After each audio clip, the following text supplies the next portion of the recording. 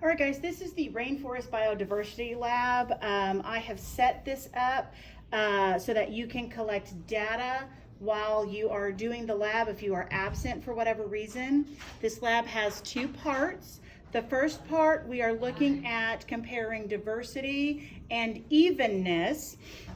So what we have is we have a grid that represents a temperate deciduous forest. We have red beans that represent deer. We have pinto beans, which represent oak trees. And then we have a white bean that represents a bear. So your job is to count in each acre how many of each species there is. So you may want to pause the video so that you can count. You may want to rewatch it, but your job is to collect the data on how many of each type of species is in each acre of this particular forest. So there's a grid set up for you to do acre A, acre B, all the way through acre F, and then you'll ultimately total the number of individuals within the forest per acre. You're going to do the same thing for the tropical rainforest. I'm going to switch the grids here, and you can see the tropical rainforest. Okay, so there's more species in the tropical rainforest. So the black beans, this is a black bean. So your black beans represent your mahogany trees. Your lentils, these are these little bitty brown round ones that are right here at my fingertip. Those represent your kapok trees. Then you've got split peas, which look a little greenish and like they're cut in half because they're split. I can't get a hold of it. There is your split pea.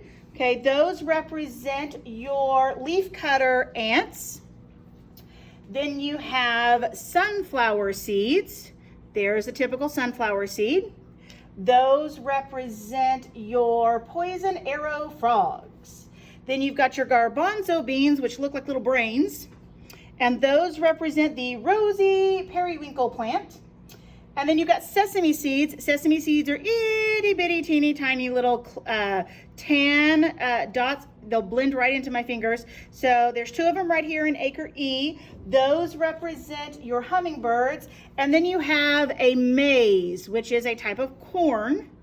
And that is your jaguar. So just like for the temperate forest, you are going to count the number of individuals in each rainforest. I'm sorry, the number of species in each rainforest or in each acre of the rainforest. There we go.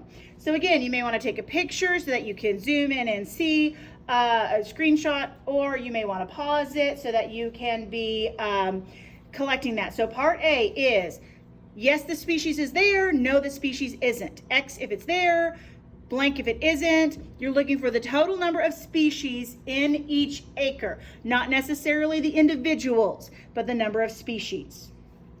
Now for part B, we are going to look at the probability that if we were to clear cut a forest, that we would clear out an acre. So we're going to look at both the temperate and the tropical side by side. Now, we have 6 acres. So if the probability was equal that we were going to clear out a particular acre, you would have a 1 in 6 chance of an acre being cleared out. A 1 in 6 chance over here for the temperate, and a 1 in 6 chance over here in the tropical. And again, if you got 6 acres, if a second time around we were to clear an acre, you would still have a 1 in 6 chance of that particular acre being selected as one that is going to be clear cut. So your probability does not change from one instance to the next. So our instances of possible clearing are going to be represented by the die. If the die lands on a 1, we will take away 1 acre of the temperate forest. If the die lands on any other number other than a 1, we remove a tropical rainforest acre. We will continue until one of the grids is empty. Okay, so we roll the die and we get a 1. Clear out an acre of the temperate forest. We roll the die again. We get a 6.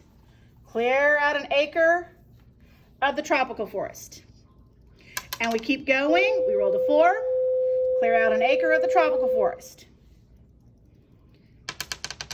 We rolled a 5. Clear out an acre of the tropical forest.